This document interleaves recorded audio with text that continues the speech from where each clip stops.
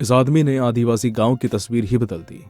दोस्तों, आज भारत में बहुत से गांव ऐसे हैं जो कि मौजूदा समय के हिसाब से बहुत ही ज्यादा पिछड़े हैं, क्योंकि उन गांव में उचित संसाधनों की कमी है। इस वजह से वो हर फील्ड में दिक्कतों का सामना कर रहे हैं। लेकिन कुछ लोग ऐसे भी होते हैं जो कि अपने गजब की इच्छा शक्ति से इन पिछड़े गांव के लिए कुछ ऐसा कर जाते हैं जो कि हर किसी के बस की बात नहीं होती। तो चलिए जानते हैं एक ऐसे ही आदमी के बारे में जिसने अपने प्रयासों से एक पिछड़े गांव को उन्नत गांव में तब्दील कर दिया। ये कहानी है महाराष्ट्र के धुले जिले से करीब 100 किलोमीटर पर स्थित बारीपाड़ा नामक एक गांव की, जो कि बहुत ज्यादा पिछड़ा हुआ गांव था। दोस्तों, इस गांव में बिजली नहीं थी और यहाँ पानी की बहुत ज्यादा दिक्कत रहती थी। यहाँ तक कि महिलाओं को चूल्हे पर खाना बनाना पड़ता था। इस गांव के निवासी आजादी के बाद से कई सालों तक इसी प्रकार का जीवन जी रहे थे और अब वो इस जीवन के आदी हो चुके थे। इस गांव में बिजली और पानी की कमी की वजह से किसानों के लिए इस गांव में खेती करना बहुत ज्यादा मुश्किल था, पर इसके बावजूद भी कई किसान आसमानी बारिश पर निर्भर होकर खेती किया करते थे।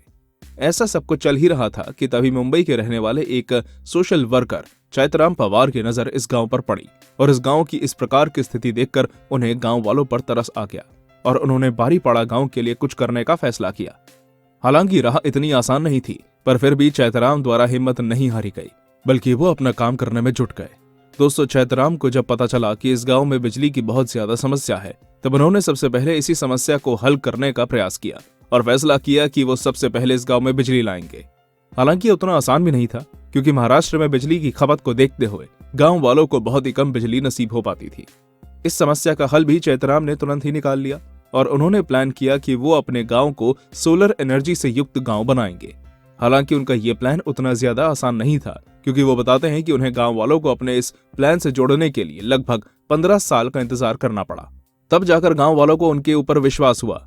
इस बात के बाद चैतराम द्वारा गांव के किसानों के लिए एक वर्कशॉप का आयोजन भी किया गया, जिसमें गांव के बाहर के एक्सपर्ट्स को बुलाया गया, जिन्होंने गांव वालों को ये सिखाया कि आखिर बिना बिजली के मोटर कैसे चलाई जाती है।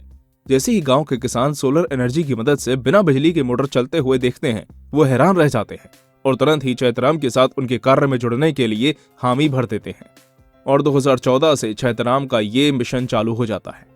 एक बार गांव वालों की राय लेने के बाद चैतराम ने सबसे पहले वहां बिजली पहुंचाने का काम किया, जहां उसकी सबसे ज्यादा जरूरत थी, मतलब कि किसानों के खेतों तक। और इसी के मद्देनजर उन्होंने भारत सरकार और महाराष्ट्र सरकार की स्कीमों की सहायता से किसानों के खेतों के अंदर सोलर पैनल्स लगवाए, और वो भी इतने ज्यादा केपेबल जो कि पानी को जमीन के अंदर से खींच सके।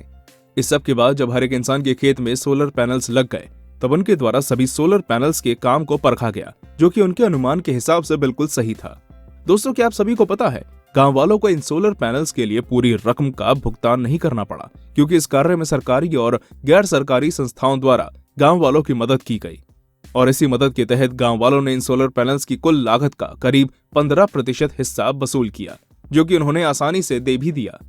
भारत सरकार द्वारा इस कार्य को 2017 में मंजूरी मिल पाई और तब से लेकर अभी तक इस गांव से सोलर एनर्जी का प्रयोग किया जाता है, जो कि बहुत ही ज्यादा सस्ती और किफायती है। लेकिन क्या आप सभी को पता है, खेतों में एक बार सोलर एनर्जी के पैनल्स लग जाने के बाद चैतराम द्वारा अपना अगला लक्ष्य गांव के हर घर में बिजली पहुंचाना था, क्योंकि चैतराम का ऐसा मानना था कि गांव के घरों में शाम से अंधेरा लग जाता है और इसी अंधेरे में गांव की महिलाओं को अपना खाना पकाना पड़ता है।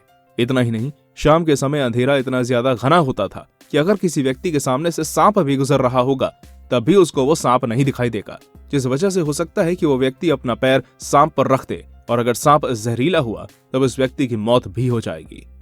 इन्हीं बातों को ध्यान में रखते हुए चैतराम द्वारा गांव के हर घर के बाहर एक बल्ब और एक LED लाइट लगवाई गई, जिससे बच्चे पढ़ सके।